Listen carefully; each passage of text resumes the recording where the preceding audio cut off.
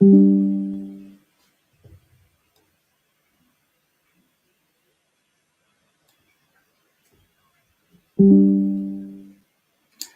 everyone.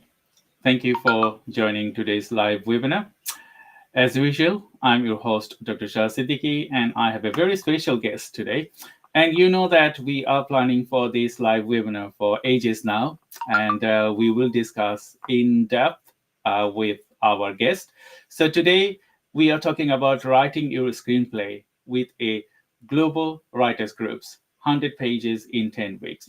As you know that I'm working with, I was a student of Carl Schoenfeld's, and we are working together now to in different space. So I am more into marketing and all other things, and Carl is doing his work with the screenplay and his online screenplay groups that he's now working with. And he has created a huge contribution to the writer community. And we're going to be discussing all that with you today. So I will just invite Carl to the stage. Carl, hello. How are you today? Very well, very well. Good to see you. You see me back here in my old surroundings. The last time we were at the sort of glamorous film festival. Now it's back to gray skies and back to the usual work. Yes.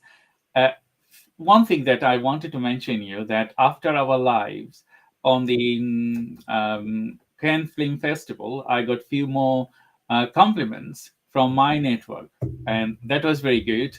And the YouTube channel, it was gained lots of views over there. So thank you very much for that contribution. And today we specifically wanted to discuss a special topic, and you know that our viewers, they're waiting eagerly to learn about 100 pages in 10 weeks. So before I jump into that conversation, I just wanted to request you to, if you could give a little bit of your introduction to the audience. Those audience, they don't know you or they are new here, they will get a understanding of your strength. All right. Yeah, my background is really in producing. We started a production company when leaving film school together with my fellow students. We were quite lucky that within a year we were BAFTA nominated for our first documentary, and then we made feature films. And that stage we were very much part of the digital revolution. So when our work was shown around a lot of film festivals, which is usually where people go to update their skills, I was doing masterclasses, Q&As, workshops, and so on about how to make a big film with a very small camera, real feature film with a small digital camera. And that got me into teaching and eventually to teach screenwriting at the University of Oxford. Because my course is often oversubscribed, I also got onto the internet because I got quite a few people coming back, including into the 100 pages in 10 weeks workshop there's usually 2, 3, 4, sometimes 5 people who've taken that workshop before, or initially Oxford classes, because they've got a new idea, or they want to do another draft. They understand now what's wrong with the earlier one. So that's how the Online Screenwriting Academy was born. We've been running these workshops, initially in a pub before the pandemic, but then on Zoom for more than 5 years now, and have been supporting hundreds of writers, also individually. So I also work with writers individually in terms of coaching or idea to production, comprehensive script development. And that brings me here. That's a great introduction, Carl. And as I always give this example to the viewers, that I was your students and I have implemented a lot of things that I learned from you back 20 years back. Still, you are ongoing. You are supporting students at Oxford University and with your online screenwriting academy. You know why it is important for people to understand their writing well before they jump into writing for a screenplay and all other things. It's quite a complex negotiation process. There may be particular story that you want to share. There may be a feeling. There may be, and it may be an exploration that you're curious about something which you want to explore with a story. I mean, there's a multitude of ways how people come to screenwriting, and that's why there is no one way, and that's why there's such a variety of different stories. So it's, you know, I very much cherish that multitude of approaches, but that then of course needs to be negotiated with the way the industry, the film and television industry, develop and make films. And that's, you know, that's really at the heart of it. How do you negotiate your own storytelling, let's say, intentions and ambitions with the industry structure out there? And that's what we help with. Of course, you could do this also alone by reading the trades, going to film festivals, talking to people. But my experience is that in the groups and in the work that I do with people, they understand the expectations a lot quicker, and also understand that can be sometimes more tricky, how they can align their own ambitions with these expectations. And that's then the work that goes forward. That's a great explanation. You know that today we're going to be discussing different points on specifically 100 pages in 10 weeks. Before you started this 100 page in 10 weeks work with us program, can you give us a bit of understanding why 100 pages in 10 weeks, why it is needed, and how important it is for the learners to understand it, and why you have built this program for people? Well, you know, as the title suggests, on the surface, it's quite simple. That, you know, you start with outlining your story, and then you start writing, and then we read different work in turn, with distributed roles where you sort of experience your work. So the simplicity is just, yes, 10 weeks times 10 pages makes a script, and that's sort of where the additional complexity comes in. That means not just that the participation in the workshop gets you to work 2 hours every week. No, it's really about you thinking about during the entire week, when you're waiting for the bus, when you are doing your shopping, when, you know, whenever you've got the sort of your thoughts are exploring, you think about, oh, I've got on Wednesday, I've got to present my 10 weeks, sort of how do I make sure that goes very well?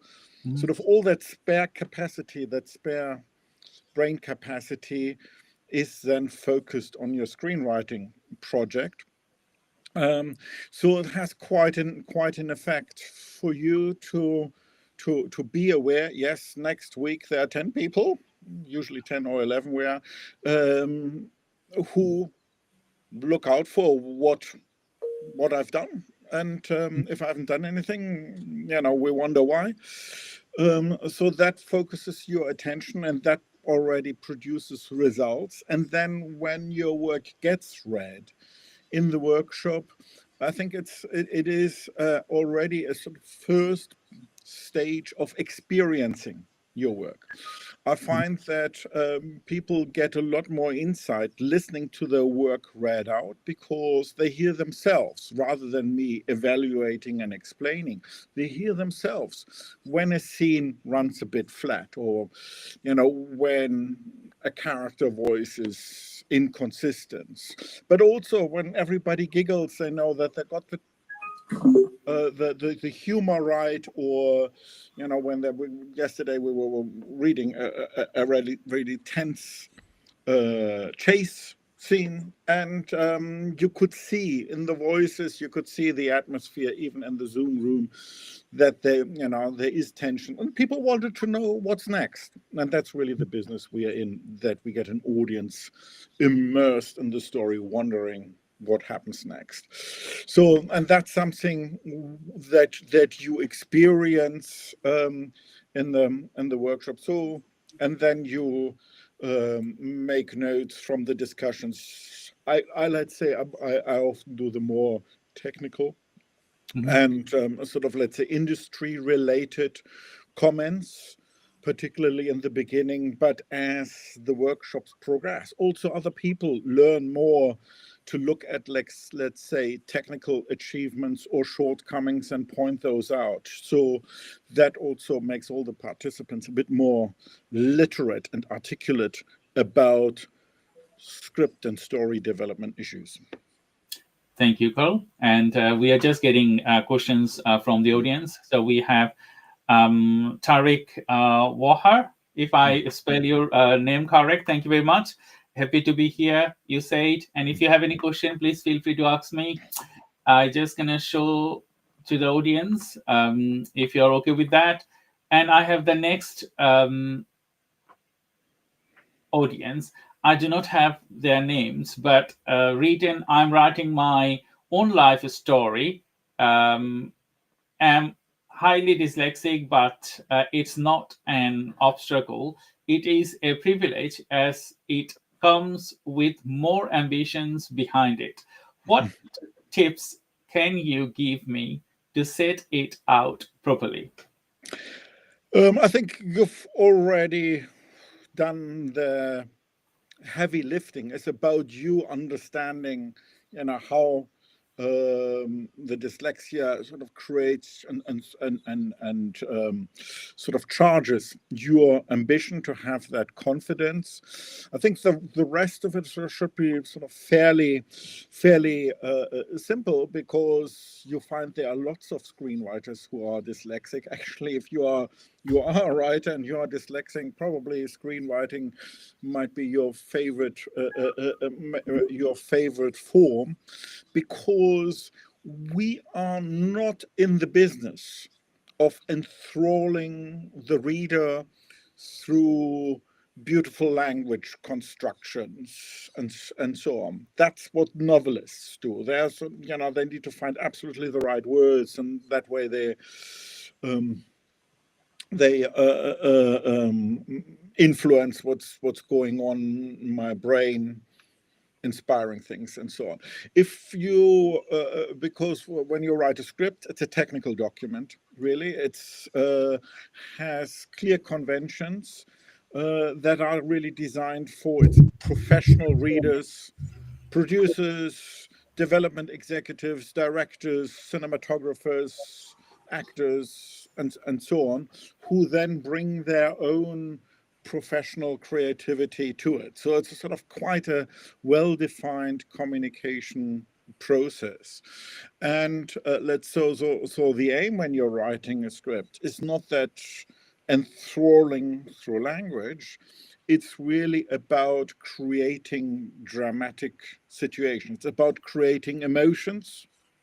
That is really. So it's more important, as your post, your comment suggests. It's more that that you feel these emotions and know how to work these, how to put different emotive sequence situations into a sequence in order to build a story. So Google dyslexic screenwriters. I'm sure you find quite quite a few. I suppose then it's really, work with those images, and then every writer, certainly every, of some standing, then has readers who help them. I mean, no screenwriter with any achievements tells the truth when they write first draft on the title page of a script and sends it out. That is usually a blatant lie. Usually there are earlier 0.3, 0.4 drafts that they send out to their support readers, friendly readers, friends, family, industry people, and so on, in order to sort of fix stuff. And you might just have a reader who helps you with those particular issues of finding, improving the word choices and improving the spelling and improving the grammar. But that's sort of technical stuff. There are loads of people who can help you with that. It's really the emotions and, creating situations, dramatic situations that make us wonder what happens next, that give insights and so on, to conjure those up. That's really the business of screenwriting. And then the words are just there to help all these professional readers to trigger their creativity as well. For the actor to think, how would I deliver these lines? For the cinematographer to think, how would I frame this? How would I light this? Is it going to be dark and bright? Sort of, that's really where the filmmaking happens, not so much in the spelling and in the grammar. Thank you, Carl, and thank you, our online user. Although I don't have your name, but that was a great question. I'm dyslexic myself. As Carl said, that dyslexia make you extraordinary. So you are extraordinary already. So then utilizing your knowledge to write a screenplay is a different levels. And we have lots of tips and tricks on the online screenwriting academy.com websites. So if you browse there and if you wanted to book a one-to-one session with Carl, he will be more than happy to guide you through, because we are here to support our community. Either way, you can get supported. Don't worry about anything. If it's started, you started, or if you're in a mid-levels, or if you're in a mature level, you always need a second spectacles to look your screenplay, talk about, and then go from there. So thank you very much for your questions. My next question, what your thoughts on the film straw? And as I'm dyslexic, I cannot pronounce this word. I think Carl, you can. Incentive to be here. Incentive to be here. I am using ChatGPT to get started on it. Thank you for your engagement. Means a lot from both of you. Yeah, I'm not familiar with the film Straw. I haven't seen it, so it's always, I'm a BAFTA awards voter, so I see a lot of the things that are sort of, on that kind of radar. I go to film festivals like Cannes and so on. But I'm not able to catch absolutely everything. So that's why, let's say, on the more prominent films, as well as some of my weird choices at festivals, I can comment, but not in absolutely everything. Yet I think ChatGPT can be very helpful. I mean, there's a long answer on the website. There's an article I wrote about working with generative AI. But just briefly, let's say there is a danger when you work with generative AI that you create something that's very middle of the road. That's very much like what other people have done. And I refer to the earlier question from the dyslexic person. And what I think what producers and production company want to see from new writers needs to have a new element. For the middle of the road stuff, they have dozens of writers with whom they've worked, sometimes for decades, and that's just human nature. They would probably go to those people first in order to get more middle of the road stuff. So what you have to think about is, how do you make sure there is a real original voice? You're exploring something new, a new story world in that story, which would make a producer say, yeah, I don't get that from my usual writers, so they want to have a meeting with you.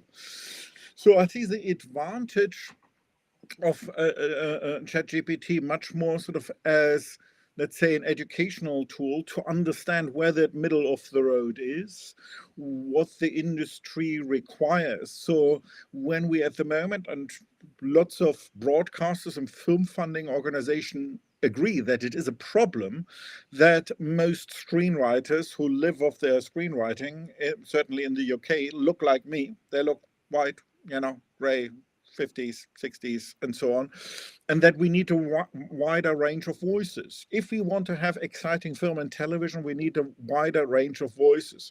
The problem, of course, is that a lot of people from this wide range don't have access to that kind of education. What some sociologists have called cultural capital, that you get when you grow up in a house where last night's movie is being discussed at the breakfast table, and you know all the right words, and you know all the right construction principles. So I think you can already see that generative AI can be used by some people. They've figured that out to make up for the lacking cultural capital, and use ChatGPT in order to tell an original story in a way that it fits into film and television industry expectations. That's how I can maybe compact a huge discussion at the moment that's going to turn the industry upside down, into a format that can be digested as part of such a Q&A session. I totally agree with you, Carl, because when AI is there, you write things, but AI doesn't have souls the way you say it. Like, you can use AI. As I'm dyslexic, I have short memories. So I usually, if I cannot write a sentence properly, construct a sentence properly, I get support from AI. But the originality is your brain, isn't it? Originality, what you think about from your heart, and then you laid your masterpiece. So we have many other questions from the audience, but before I jump into the questions, I just wanted to ask our original questions that we discussed about 100 pages in 10 weeks. So if you are definitely wanted to join Carl with 100 pages in 10 weeks, please feel free to go to our website on onlinescreenwritingacademy.com, and you will find all the work with us options and how you can join Carl and the different type of offerings over there. My next question to you, you are thinking, we are thinking, okay, 100 pages in 10 weeks. This is a challenge, isn't it? Why this challenge is needed for the writers community to engage with? It's really, we went earlier into, let's say, the impact that it has on your brain to be part of a group, and there is an expectation. And how that frees up parts of your attention and your brain to focus on your screenwriting. Plus, also, it is the experience of hearing your own work. It's not like, by all means, not the same as seeing it filmed and seeing a film on the basis of it, but it goes a little bit in that direction, that it sort of creates a little sort of prototype of what your story might sound like when there's different voices telling it.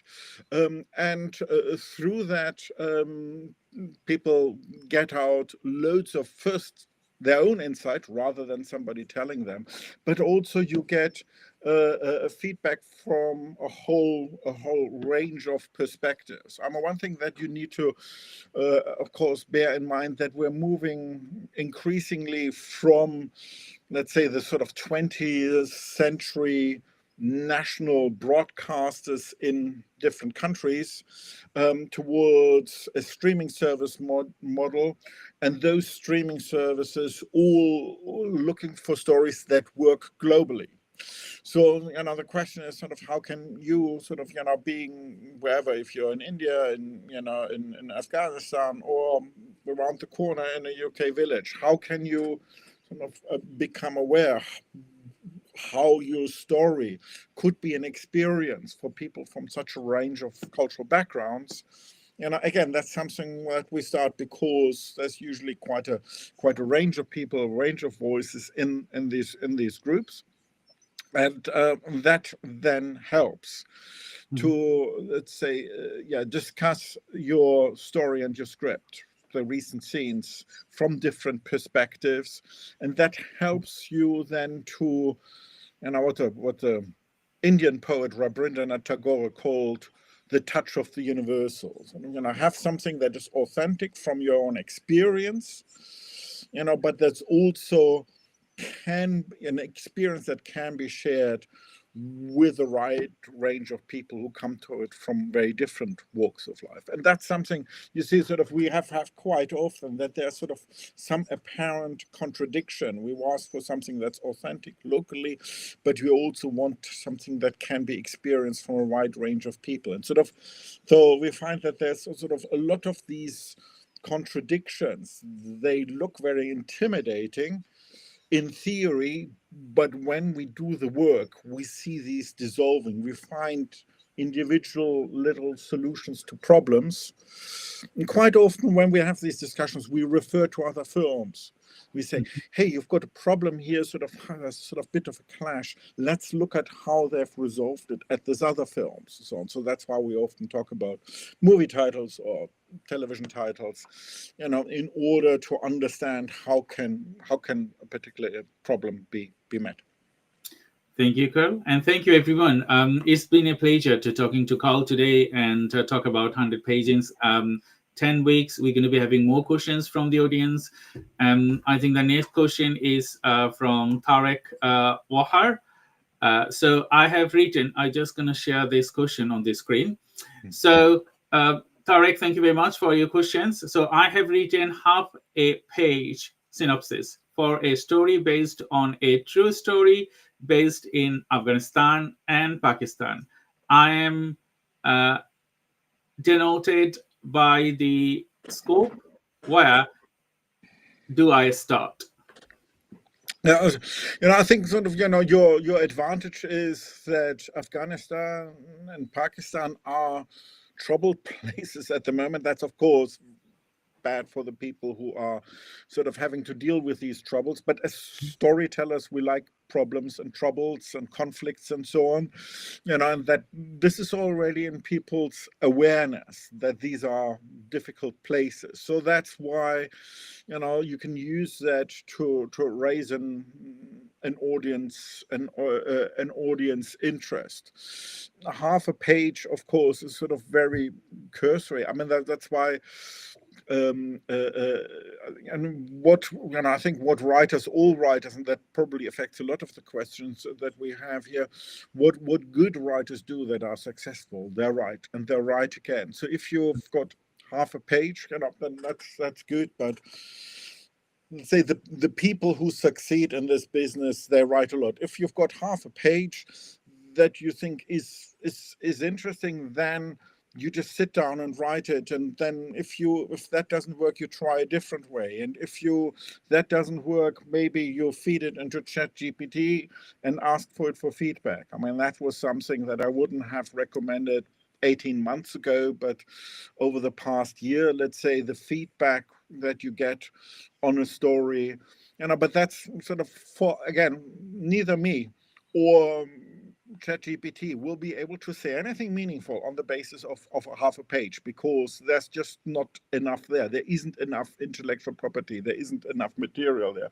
to say this is your story. So I would say you need to at least sort of expand it to 8, 9, 10 pages, a short story, to understand that is really Tariq's experience of the Troubles, or your perspective on what happens in this country, so that it's unique to you. So only through that detail, that's how you also acquire copyright. Nobody gets any copyright for any idea. If you say, oh, I've got a great idea, it's about a boy who falls in love with a girl, not copyrightable. Ideas are not copyrightable. It would be a terrible world if everybody would have to go, everybody who wants to go to a story, or a girl falling in love with a boy, would have to go through you and get your permission, to write that kind of love story. So the intellectual property is only in the detail. So you get more protection for a treatment than a little outline, and you get even more protection for a full screenplay than a treatment. And all you need to do is just to write.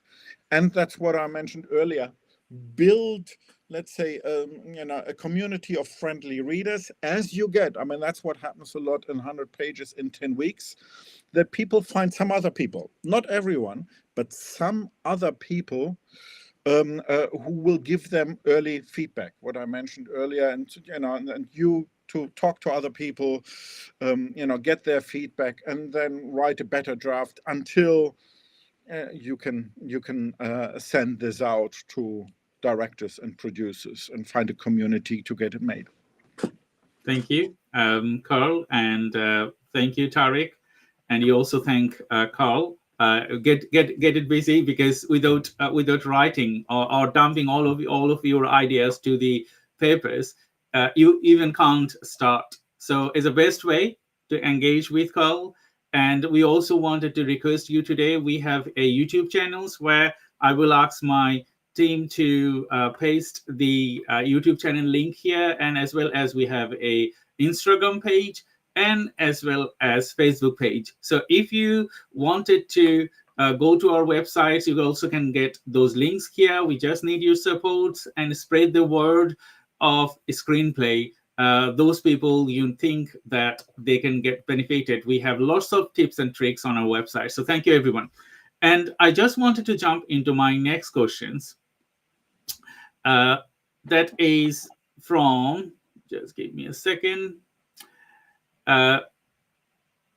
Roby.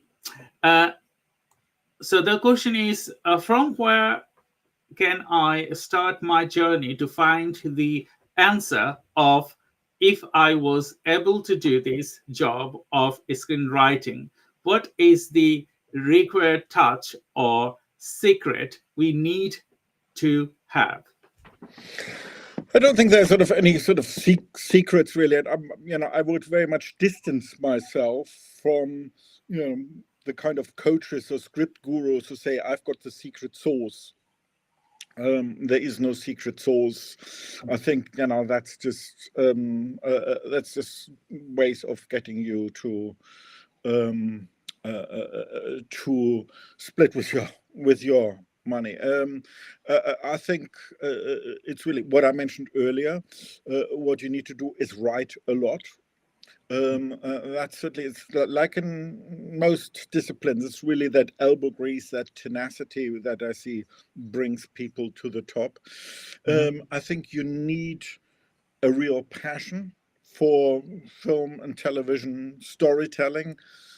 When I have people in the workshops who don't watch very much, then there is actually quite little I can do how to help them. Because if I then mention, oh, you should look at this film, or look how they should have done it at that film, and if they sort of haven't seen any of the classics, if they haven't seen anything of the kind of films that have been discussed recently, it becomes very difficult for them to catch up.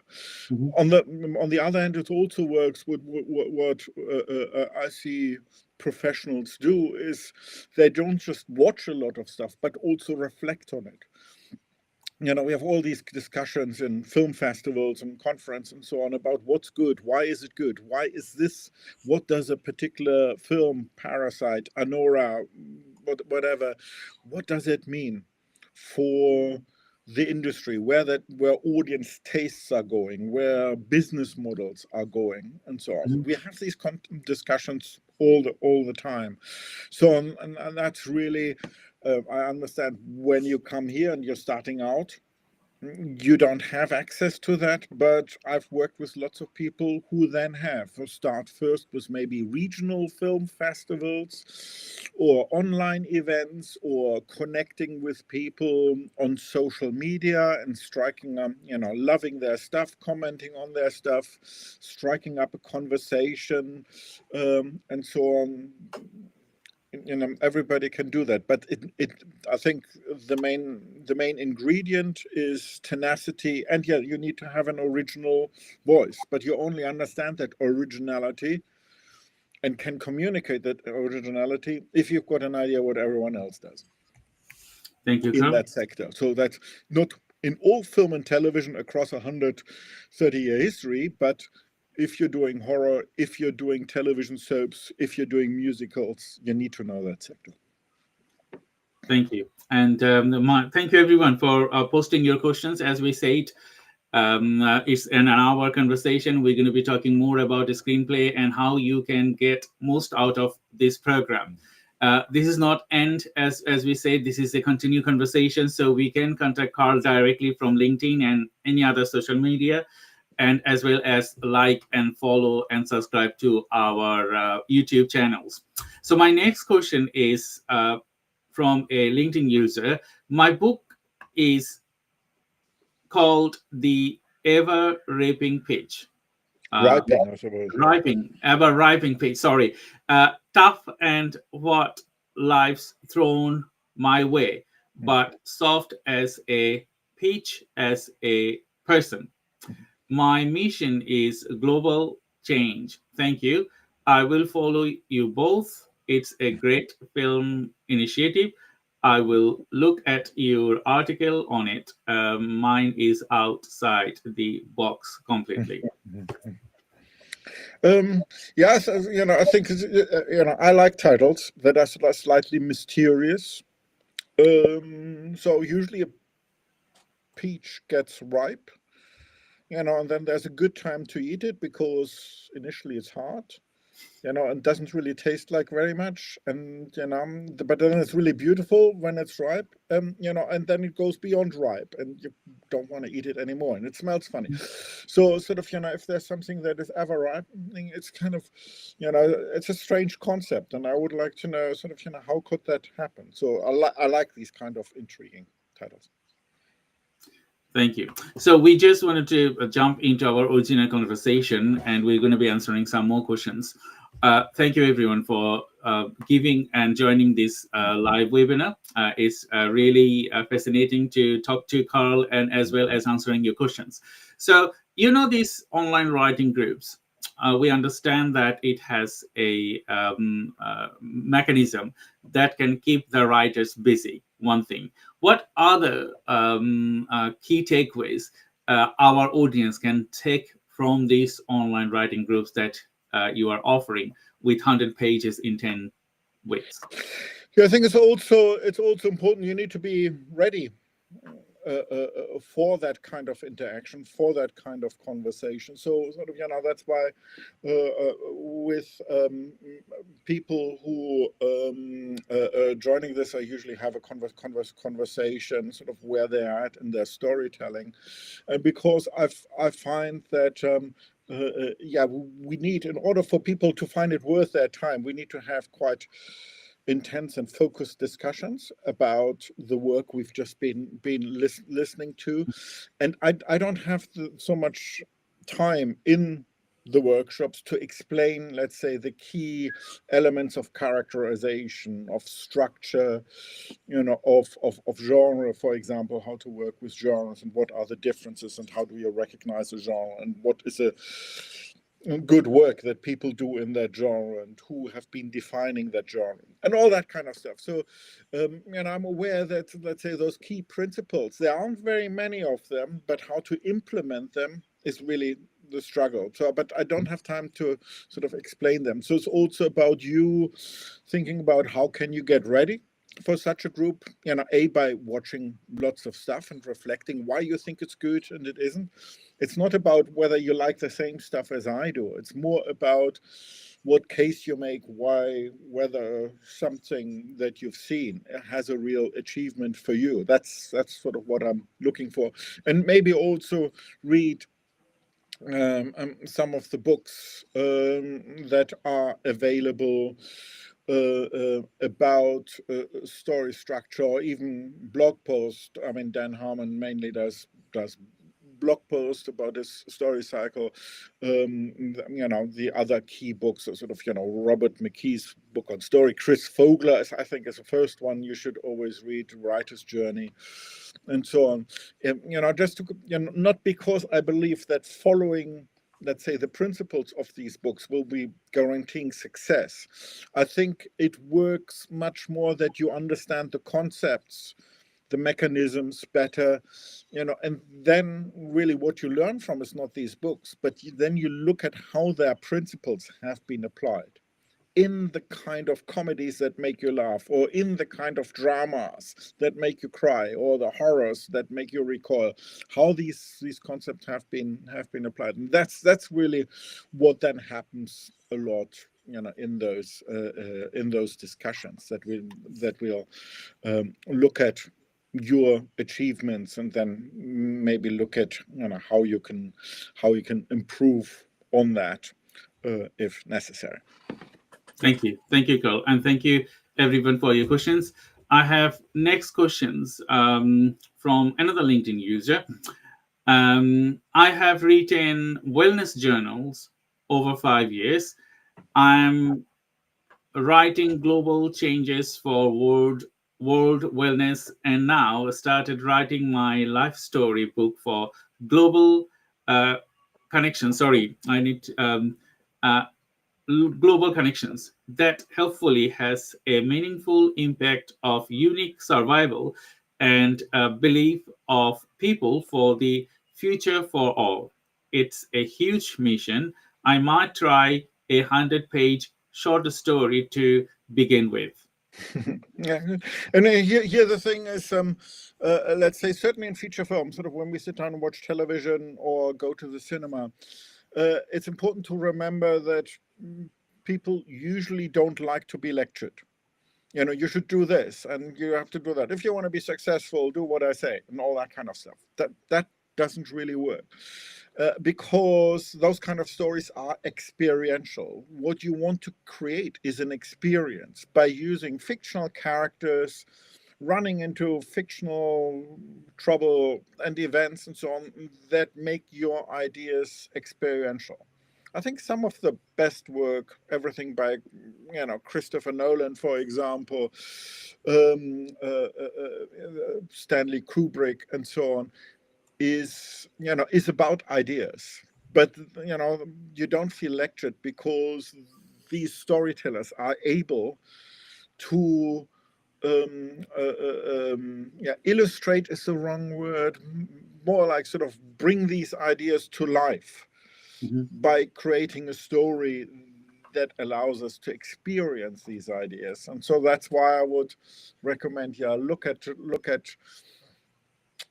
films like Memento or Interstellar or 2001 or Clockwork Orange or sort of all these films. And by all means, sort of Google yourself a short list, films about ideas. Look at how these films bring ideas to life. And I think then you will be in a much better position to write something, because you understand the challenge of bringing an idea to life. Thank you, Carl. And thank you, everyone. We have some more questions, but I just wanted to dive into deeper to share an experience or a story, success story from your end, because we know we have lots of success stories on the Online Screenwriting Academy's websites, but can you share a specific success stories? Because, on the Cannes Film Festival, we interviewed Alex Dikofa, and it was fascinating the way he talked about a screenplay and your connections, and both of you went over there. We're going to be talking a little bit of that end of this live, but can you particularly share a success story with our audience and end-to-end process if they will join 100 Pays in 10 weeks? What is the typical end-to-end process and a success story based on your previous cohort? Since for, let's say, a lot of people, I suppose sort of what I do, what happens a lot is that people go on to film festival labs. I mean, there are a lot of labs, Torino Film Labs, Berlinale Talents, Cinefondation at the Cannes Film Festival, Sundance Labs, BBC Writers Room in the UK. So they're also sort of national labs, and quite a few of the people I've worked with have gone on to these labs, which usually then are in a business. You've been selected, usually out of thousands of people who apply. That's already quite a distinction. And they then connect you to, let's say, the next layer of professionals, producers and directors who might work with you, on getting your film made. So that's certainly a sweet spot. We've had quite a few people making success with competitions. I've got one writer from India who worked a bit in local advertising rurally, and the rest was really her being a stay-at-home mum. And now she is optioned. She had several shorts produced. She's got an agent and is very active on LinkedIn and so on. And that was also through screenplay competition, winning or quarterfinalist and so on of a screenplay competition. Let's say, which also sort of shows how the industry changes in the 21st century, because let's say before COVID, there was maybe a maximum of 3 competitions that were worth your time. That's a Blacklist, the Nickel Fellowship, and maybe Rockcliffe, but everything else would be regarded as a waste of time. But then through COVID, quite a few writers managed to make professional connections through screenwriting competitions, and that sort of changed this. But as always, I would just look very carefully at what each competition does. I'd say there's always changes. I mean, that's why I wouldn't necessarily suggest any particular ones. I mean, certainly one I have recommended only recently. Just one of my writers said they got script feedback which was hair-raisingly bad. So it's always good to see sort of what writers are saying about them. Is there emphasis, and are the judges sort of right for you, or should you better go to a different screenwriting competition, let's say, that's sort of closer to your ambition with a particular project? So always do your due diligence around this. And certainly, I mean, just because we had a sort of conversation about that yesterday, and certainly if because a lot of the screenwriting competitions provide feedback, or some of them, if you've paid for feedback, and certainly for Rockcliffe, I've heard it's very helpful. Let's say these other ones we heard from yesterday, then get back to them and say, look, I've paid for feedback, and I don't understand this, and this sentence doesn't mean anything. By all means, get back to them and complain. Thank you, Ko. We are nearly end of our stations. So we understood that it is necessarily needed for anyone they wanted to build their career on screenwriting, that you start writing, you collaborate with people, because one eyes is single, you have two eyes, but when you have 10, 20 eyes at the same time, it can give you enormous lift, I would say, to the next level. So that's why workshops, they call running from 100 page in 10 weeks is crucial, and you can learn more from other people, and as well as grow your idea. Because Carl, you mentioned in the earlier stage that it's divergent, different type of people, different type of culture, and different type of a story. So within this divergent, you can spot lots of opportunities and lots of different things to make your story to the next levels. Your story might be excellent, or it might be worst, but you need to start in a way that you can make it to the next levels. You might not do a screenplay in the future, but you might write a book, you might do something else, but the knowledge you will gain working with a team, with the groups, that always can be later utilized as transferable skills. And we talk about more about transferable skills in many times, that the thing you learn will get you there in the future. Doesn't matter you are a screenwriter, you are copywriting for online, and a lot of other things. So get started today if you wanted to. And there is a link here on our next program as well. If you wanted to join the next program, we are doing another live on the 2nd of July and talking about idea to production consultancy. There's another live that all of you would join and support us, and as well as continue this conversation to your colleagues and everyone. So Carl, next one is all about screenplay, screenwriting, groups, and we talk about contribution and collaboration.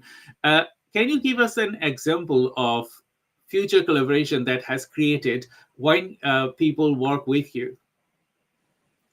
Sorry, that question Like wasn't. when people engage with your 100 page in 10 weeks, are there any collaborative projects created from there in the for future works?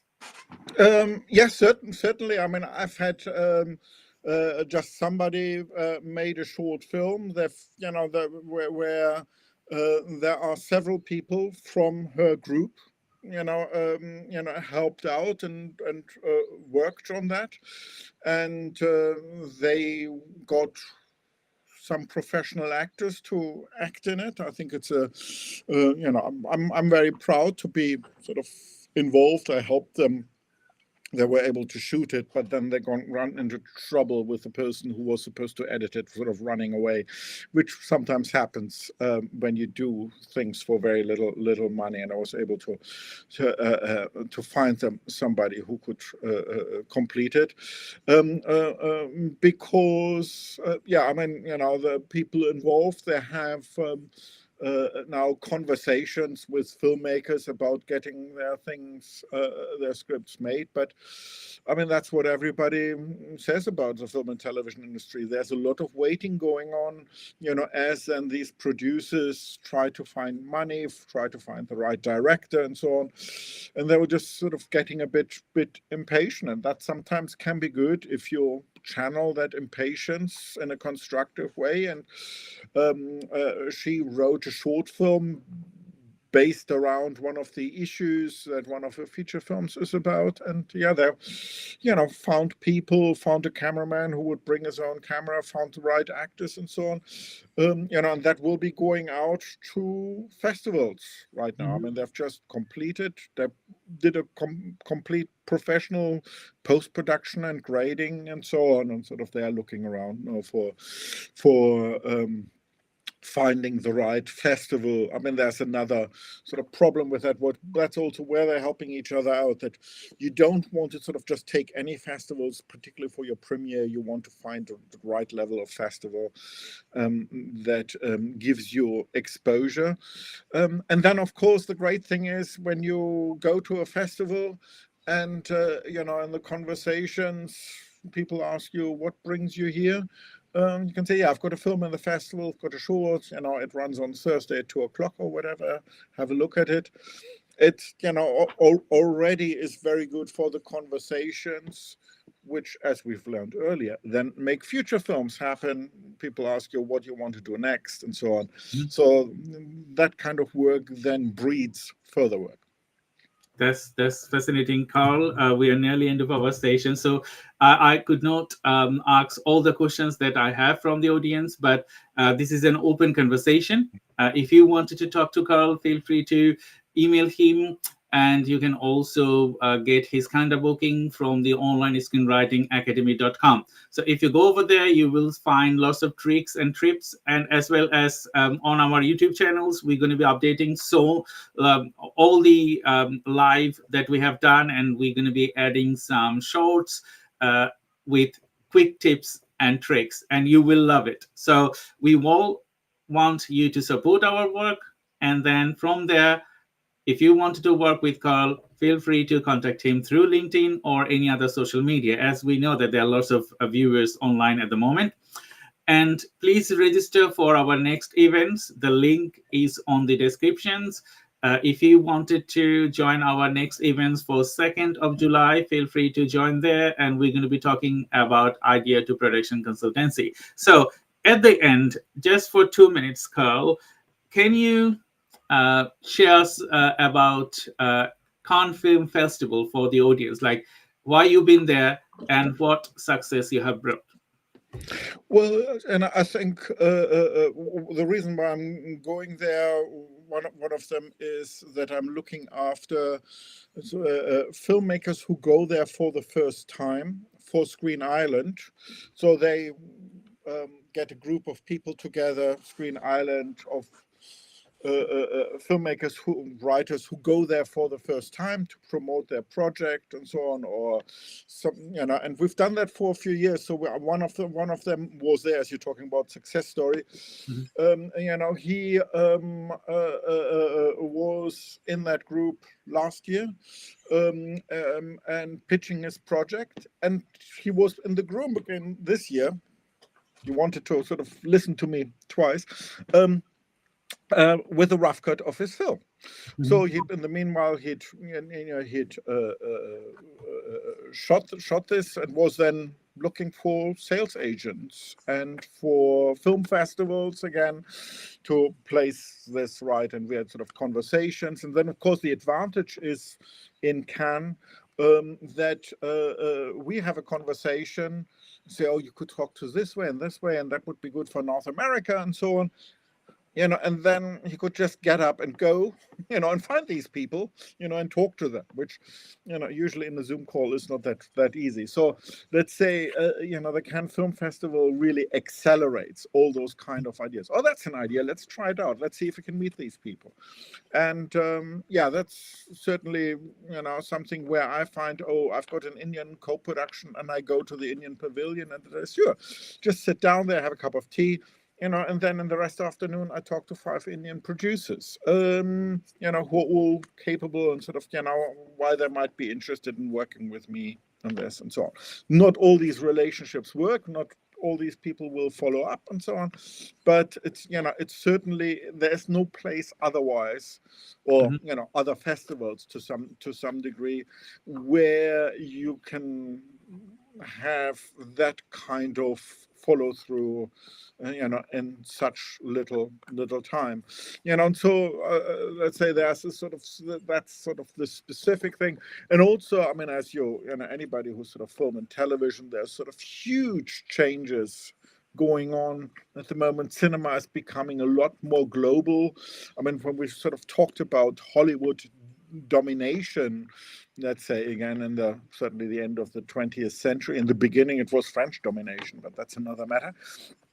uh, at the end of the 20th century, that can't be said anymore. I mean, we all know that there are lots of sound stages in Hollywood that are empty because people now make films all over the world at Hollywood quality level. We've talked here about the influence of AI that takes over certain tasks, and that will also enable new voices to make films who usually wouldn't be entitled. So, I mean, I grew up in the North German woods. I would have never thought I'll be entitled to work in the British film industry, let alone go to the Cannes Film Festival. But that kind of stuff becomes now more accessible. But how that will change the industry, lots of panels in Cannes scratching their heads over it. But if you're part of the head scratching process, at least you get a sense of what your own role can be and how you can deal with it in the year to come. That's the advantage of going to festivals. And by all means, it's Cannes is just the sort of the biggest, beastliest of them all.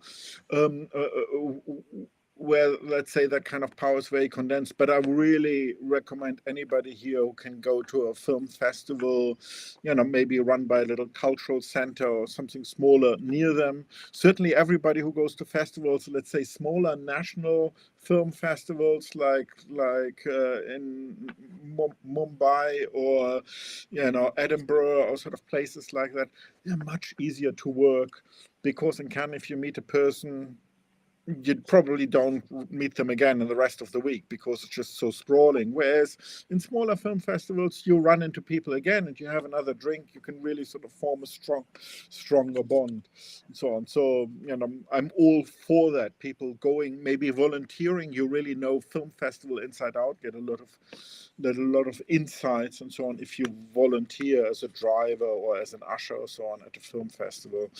Do all that kind of stuff in order to understand how connections are made. Thank you, Carl. And thank you, everyone, for joining today's live webinar. We are nearly end of our sessions, and we will welcome you to our next session with Carl. And as always, it's my pleasure to talk to you, Carl, and bring individual topics to the audience. And please share, like, comment, and subscribe to our YouTube channels. The link is there. We're going to be updating tons of things over there in next couple of weeks. So anything, if you wanted to talk to Carl directly, feel free to contact him directly. And as well as we need your support to go to the next levels, because your support will give us the opportunity for creating next breakout. So thank you, everyone. And thank you, Carl. And bye-bye from me and Carl. And I will welcome you next 2nd of July with Idea to Production Consultancy. Thank you and bye-bye.